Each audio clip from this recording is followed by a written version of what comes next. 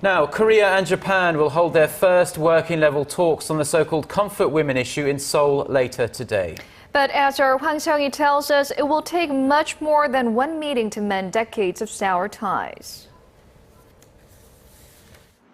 Senior officials from Korea and Japan will meet in Seoul Wednesday as they seek to resolve the long-standing dispute over Japan's wartime sexual enslavement of Korean women.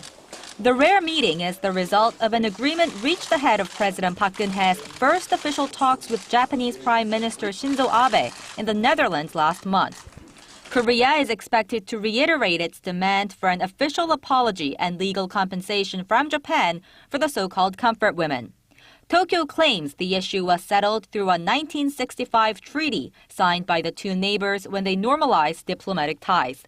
But a report by Kyodo News Agency Wednesday on a meeting between Japanese and Korean officials in Tokyo in February suggests a shift in Japan's attitude. At the meeting, Japan reportedly said it wants to resolve the comfort women issue before next year, which is the 50th anniversary of the two countries normalizing their diplomatic ties.